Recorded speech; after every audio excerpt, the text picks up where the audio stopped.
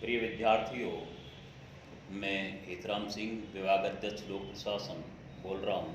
और आज आपने जो टॉपिक है वह है मंत्री परिषद के कार्य एवं शक्तियां।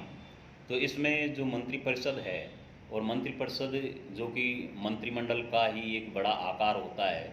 और पहले भी मैंने आपको ये समझा दिया कि इसमें तीन प्रकार के जो मंत्री होते हैं, कैबिनेट स्तर के, राज्य मंत्री और स्वतंत्र प्रभार लिए जो राज्य मंत्रियों के नीचे कई बार उपमंत्री भी रखे जाते हैं। तो तीनों प्रकार के जो मंत्री हैं, ये जो मंत्रियों का जो विस्तृत आकार है वो मंत्री परिषद के नाम से जाना जाता है। अगले आज इसमें अपन बात करेंगे कि इसके जो कार्य हैं, कार्य प्रक्रिया क्या है, अर्थात ये क्या क्या कार्य करते हैं। तो सबसे पहले अपने एजुकेटिव फंक्शंस के बारे में बात करें। जहाँ तक कार्यकारिणी या कार्यकारी जो कार्य हैं, एजुकेटिव फंक्शंस, वो जिस प्रकार, जैसे उदाहरण के लिए अगर हम बात करें तो सर्वकुछ जैसे अमेरिका के राष्ट्रपति हैं वो कार्यकारी अध्यक्ष, या फिर कह सकते हैं कि सभी पूर्ण रूपेण जो अधिकार हैं, अध्यक्षात्मक शासन प्रणाली होने के कारण वहाँ उसको जो अधिकार प्रदान किए गए हैं वो इस मंत्री परिषद में अपने एक तरह से निहित हैं, जो कि एक तरह से ये मंत्री परिषद ही अपने सभी कार्यों का निर्धारण करती है।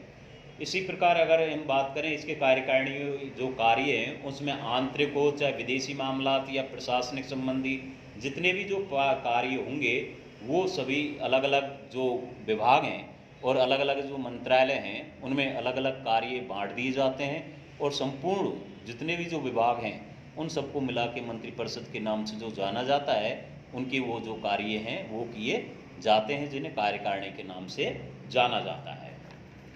नंबर 2, जैसे दूसरा जो इसका कार्य है वह है लेजिस्लेचर, यानी कि जो विधायी कार्य होंगे उसमें अपने जो कानून बनाने का जो कार्य होगा वो कानून किस प्रकार बनाए जाते हैं।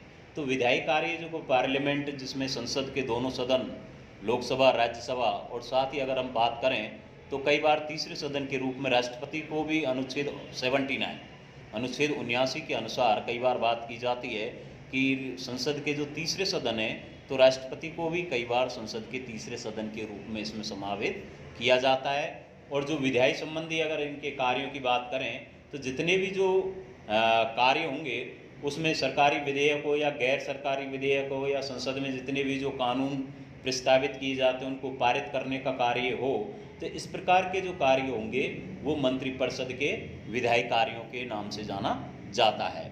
तीसरा जो लास्ट इसमें वित्तीय फंक्शन जो हैं वो फाइनेंशियल, वित्त से संबंधित जो कार्य है उसको अगर हम बात करें तो जितने भी जो आर्थिक मामलों का जो निर्धारण किया जाता है और जिसमें जो संसद में आय और व्यय, जो प्रत्येक साल आय और व्यय का जो उल्लेख किया जाता है उसको रखा जाता है। और वित्त मंत्री द्वारा कई जो लोकसभा में प्रस्तुत किया जाता है बजट बनाकर। इसके अलावा जितने भी जो वित्त विधेयक हैं वो सभी मंत्रिपरिषद ही लोकसभा में प्रस्तावित करने का कार्य करती है।